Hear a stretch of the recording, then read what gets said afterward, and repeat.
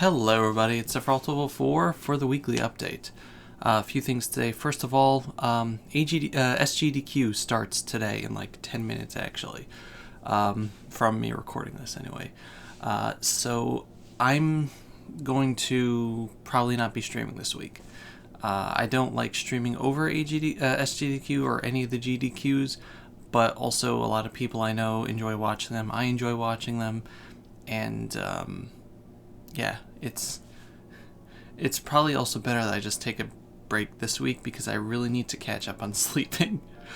So any excuse to not do stuff like that. I have the Google Home playing music, if you're wondering what the heck that is. It's supposed to be playing OC remix of Pokemon the Missing No tracks, but I don't recognize any of these songs. Hey Google, next song. So I have no idea. I think it's just going on its own now.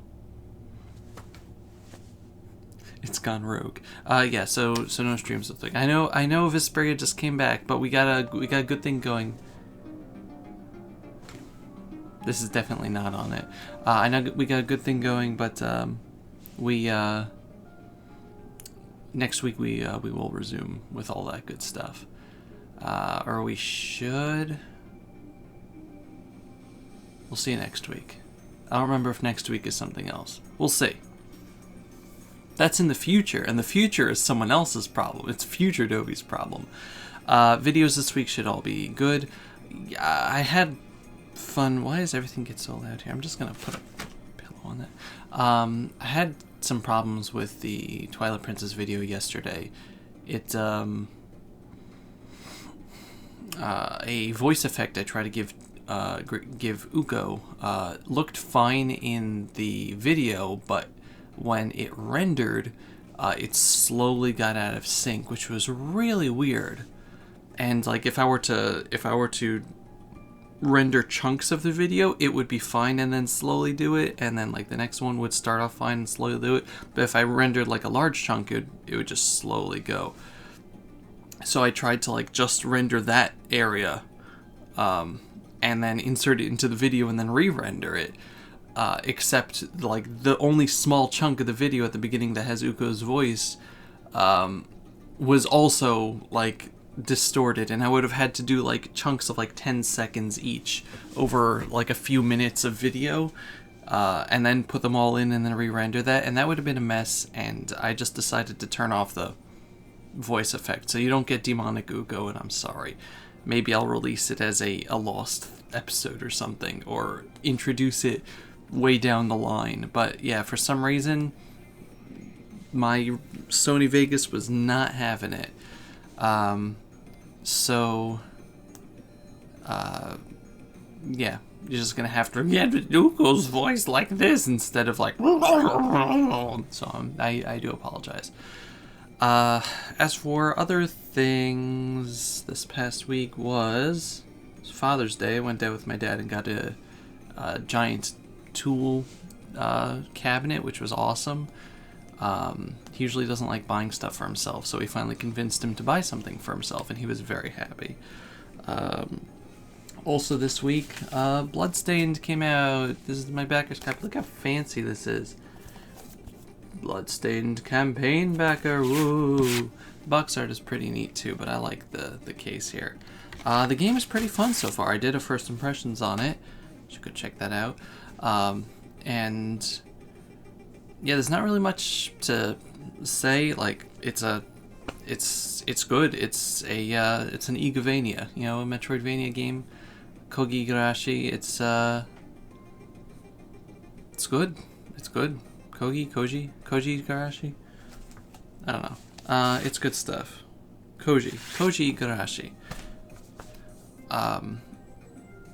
Yeah, and there's a bunch of cool things in it, a bunch of fun abilities I've gotten so far.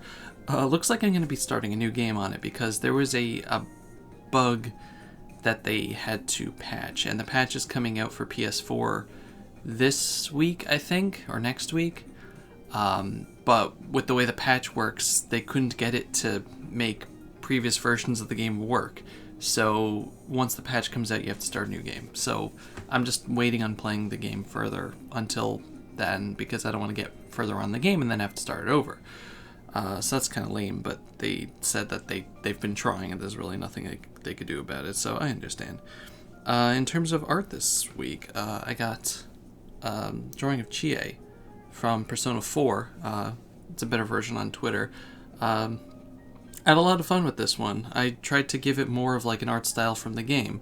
So like, you know, the same colors, a more, I don't know, bright faded look, which I guess doesn't really make sense. But if you know like just the way that the game looks in terms of, I don't know, its art style, especially like the opening and stuff,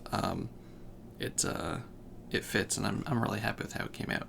Another thing that I drew was this is based on the Runaway Guys Coliseum.